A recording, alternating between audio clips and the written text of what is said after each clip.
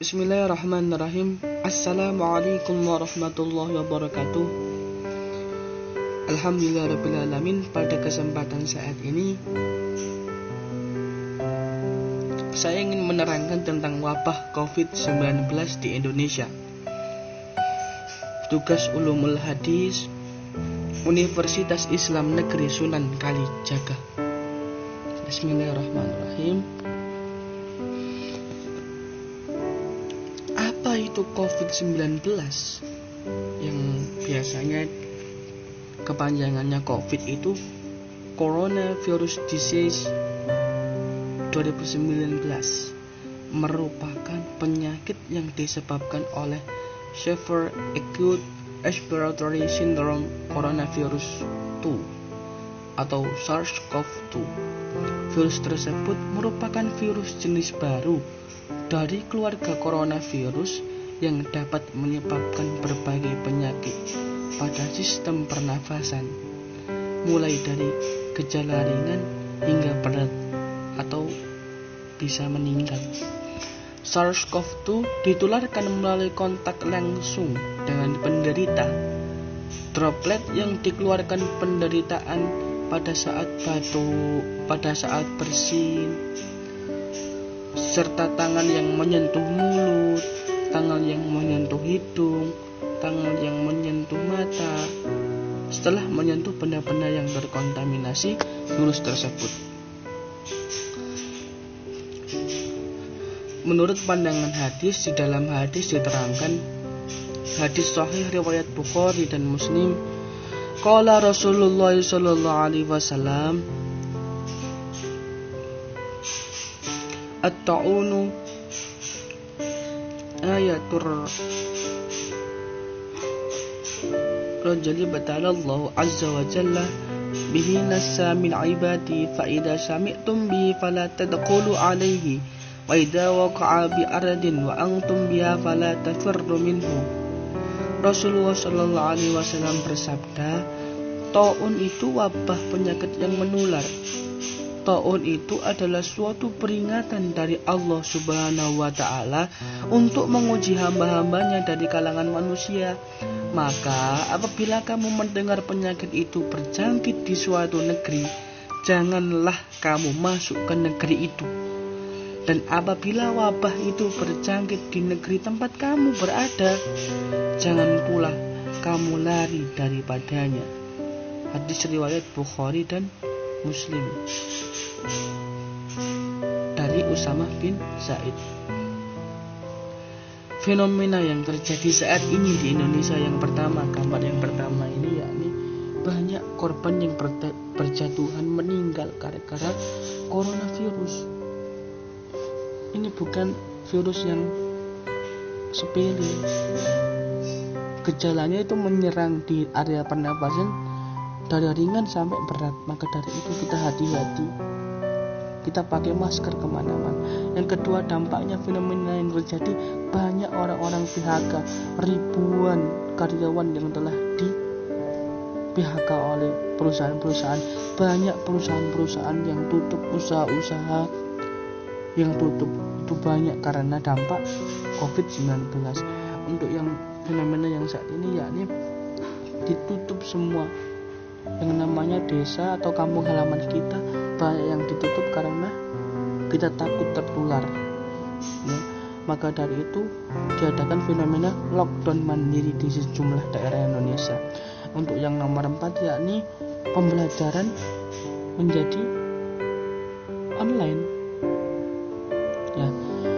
Dan banyak para siswa yang mengeluh karena kurang efisiensinya, kurang pahamnya atas pelajaran yang diterima oleh para siswa. Oke, selanjutnya yakni kebijakan pemerintah untuk mengatasi COVID-19 ini. Yang pertama yakni dengan menggunakan pembatasan sosial berskala besar atau social distancing, dengan cara menerapkan tempat duduk yang berpisah-pisah, tidak boleh dekat. Terus di sebuah angkutan umum juga diterapkan, dan juga pemerintah menyiapkan Karena dampak dari ekonomi menurun, maka panitia menyiapkan banyak bantuan BLT, bantuan UMKM dan sebagainya. Dan itu untuk penunjang kita selama di masa pandemi ini. Cara penanggulannya COVID-19 menurut hadis yakni An Salman qala qara'tu fi Taurati anna barakatat ta'ami wal wudu ta'adahu fatakartu dari kali Nabi sallallahu alaihi wasallam fa akhbartuhu bima qara'tu fi Tauratin faqala Rasulullah sallallahu alaihi wasallam barakatuhu ta'amil wudu qablahu wal wudu ba'dahu. Artinya apa? Dinarasikan oleh Salman, saya membaca di Taurat, berkah makanan ada di wudu setelah menyantapnya. Lalu aku mengatakan pada Nabi Muhammad SAW, yang aku baca di Taurat. Setelah itu Rasulullah SAW menjawab, berkah pada makanan ada di dalam wudu sebelum dan setelah menyantap hidangan.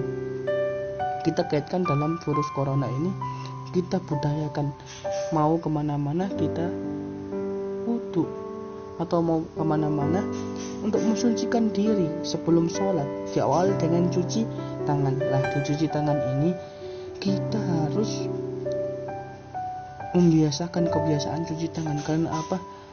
Penularan yang paling banyak ini melalui antar tangan.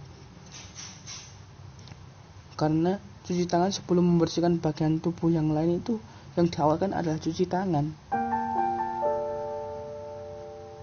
Hadis ini memang punya peningkat dhaif atau darussalam, bukan sahih yang merupakan derajat tinggi.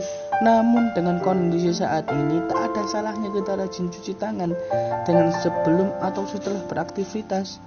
Apalagi manfaat cuci tangan telah terbukti dalam berbagai riset ilmu pengetahuan untuk mencegah yang namanya COVID-19 ini. Maka dari itu kita budayakan untuk cuci tangan di mana-mana, mau ke mall cuci tangan, dan juga kita biasakan untuk pakai masker. Ya, pakai masker itu penting untuk menghindari kontak langsung dengan orang-orang lain. Cara penanggulangannya lagi yakni kebijakan lockdown. Ternyata sempat dilaksanakan di masa Rasulullah yang dulu itu yang namanya taun. Saat musim menghadapi serangan wabah, beberapa wabah yang sempat terjadi, misalnya wabah kusta, wabah diare di masa Rasulullah, bukan virus corona atau seperti yang menyerang sekarang ini.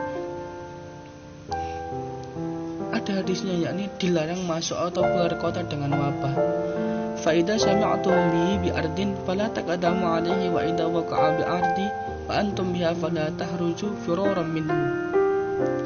Artinya jika kalian mendengar tentang taun di suatu tempat, maka janganlah mendatanginya. Dan jika mewabah di suatu tempat sementara kalian berada di situ, maka janganlah keluar karena lari dari taun tersebut. Misalnya ada di daerah A ini terkena taun atau terkena corona. Kalau kamu berada di daerah A, jangan keluar kemana-mana, tetap di situ saja, menunggu bantuan dari pemerintah. Pasti pemerintah yang ada yang mendata orang-orang tersebut. Kalau kamu berada di kota B, jangan masuk ke kota A, jangan pulang kampung ke kota A. Karena apa? Takutnya kamu membawa virus atau takutnya kamu terkena virus dari daerah A tadi.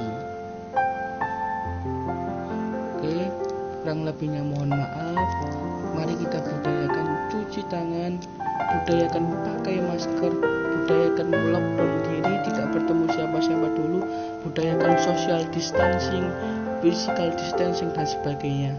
Mudah-mudahan kita jauh dari virus corona. Kurang lebihnya mohon maaf. Saya Agus Ali Masuri ingin undur diri. Assalamualaikum warahmatullahi wabarakatuh.